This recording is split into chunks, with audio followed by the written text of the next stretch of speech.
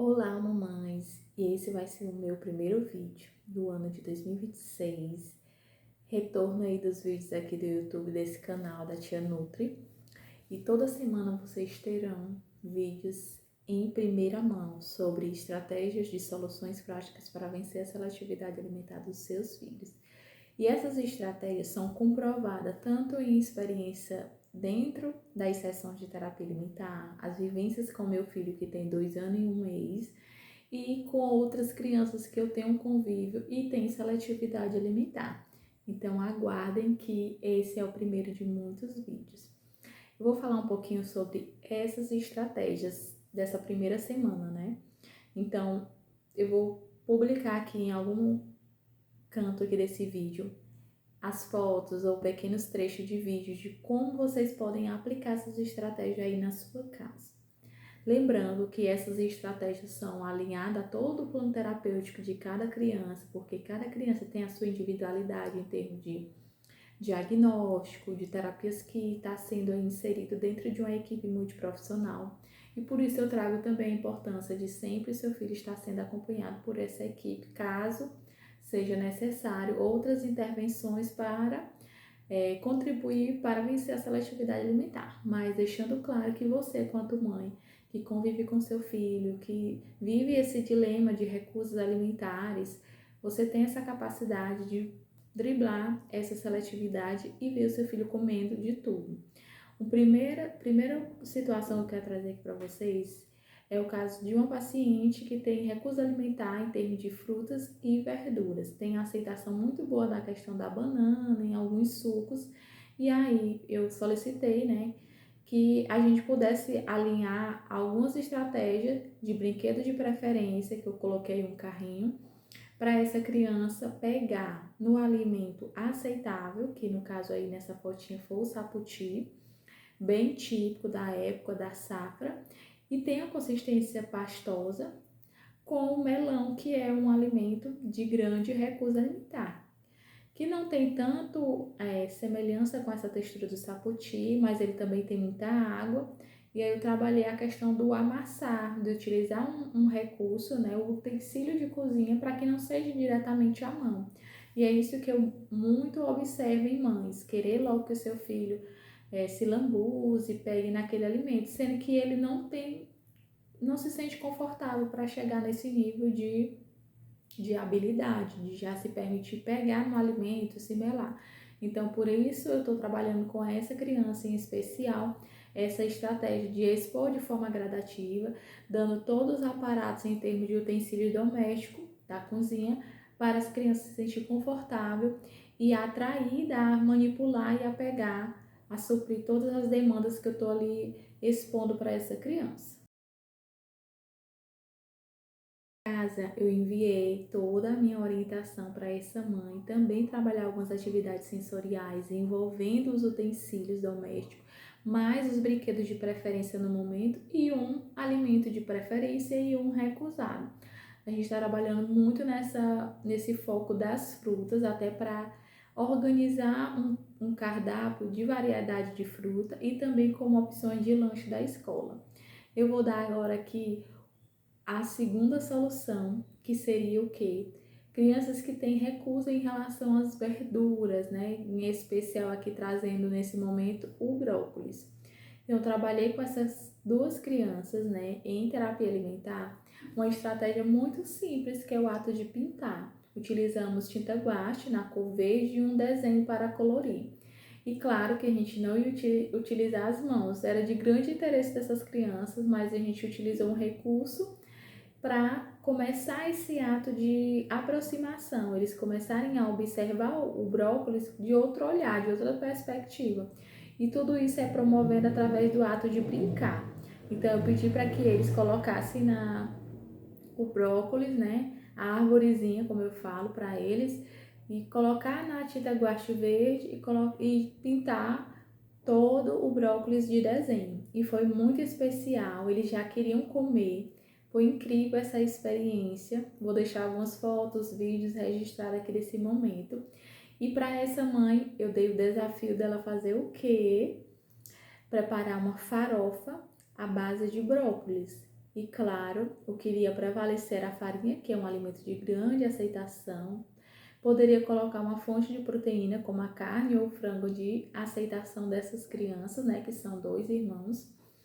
E ela me enviou um vídeo maravilhoso sobre o preparo, como foi a oferta, né? Eles se permitiram experimentar, e é isso que eu sempre gosto de enfatizar, a importância de você seguir a orientação de um profissional e conseguir executar da melhor forma em casa, dentro das suas possibilidades, do que tem à disposição, dentro da sua possibilidade, do que tem de preferência versus os recusados do seu filho, né? Trabalhar outras estratégias, incluindo receitas que são típicas, cultural da sua família. É muito importante você sempre alinhar essa questão da expectativa versus realidade. E muitas vezes a sua criança acaba recusando o abacate não só pela questão da textura, mas a forma que você escolhe o abacate lá na feira, supermercado, contribui muito com a aceitação. Porque muitas vezes você quer que seu filho coma aquele abacate, mas ele não tá com um sabor tão agradável. Como eu ouvi nessa sessão, né? Tia, não tem gosto de nada, tia Nutri. E aí eu expliquei para essa mãe a forma correta de escolher o abacate. Inclusive, vou estar deixando até uma foto aqui para vocês nunca mais errarem na escolha do abacate lá quando forem comprar.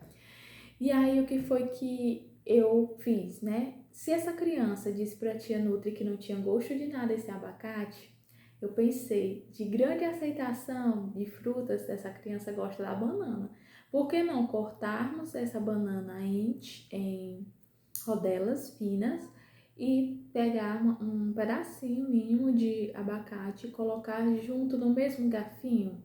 Porque ia dar um sabor mais, ia prevalecer o sabor doce, adocicado dessa banana, e junto com o abacate, para ele identificar a textura, saber qual o sabor que está mais marcante na boca. Então, assim fizemos.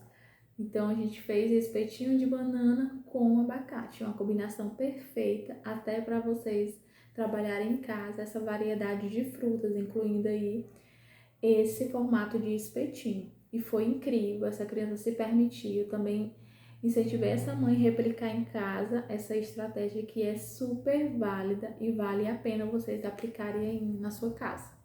Gente, vocês já pensaram, meu filho só quer comer arroz branco. Mas será até que ponto você está expondo ele a outros tipos de arroz colorido, que não seja somente o branco na rotina do dia a dia? E aí eu trouxe aqui essa semana a preparação desse arroz, que ele é arroz com cenoura, né? Eu já ralo tudo junto, já coloco cebola, alho para refogar e já ralo a cenoura dentro desse refogado para preparar junto com o arroz branquinho. Mas quando o seu filho tem muito do visual, ele não aceita, porque está vendo ali já é um motivo para recusar, nem se permite provar. Tem a questão da fuga.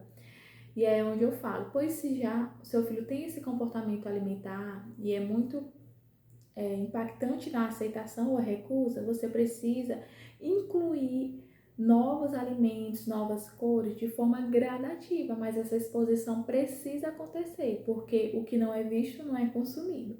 Se todos os dias você sempre ofertar aquele alimento daquela forma, vai criar um padrão de previsibilidade. Então, seu filho já vai sentar na mesa e saber o que vai comer. E muitas vezes algumas crianças, principalmente crianças atípicas, ainda não conseguem lidar com a mudança, com a quebra de padrão. Tem a questão da rigidez de pensamento, ou seja, só aceito o arroz se for branquinho e sempre, só aceito o arroz se for feito em casa. E para a gente quebrar isso, começar a driblar essa rigidez, a gente precisa expor de forma gradativa, mas é preciso que isso aconteça. E é onde eu sempre bato na tecla, né?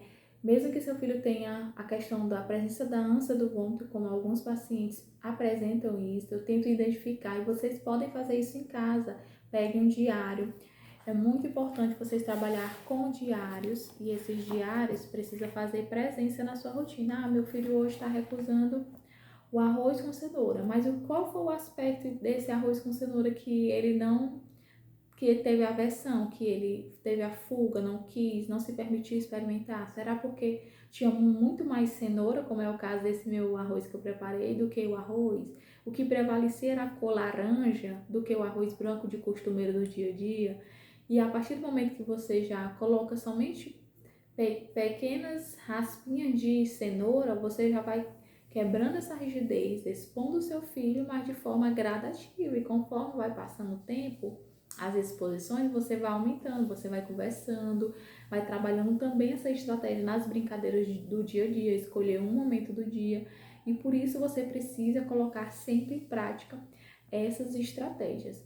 Então, eu espero que vocês tenham gostado aqui dessas 4 estratégias que a Tia Nutri trouxe para vocês, de como vencer a seletividade alimentar, de casos reais que eu acompanho e vivencio no dia a dia com meu baby Thomas.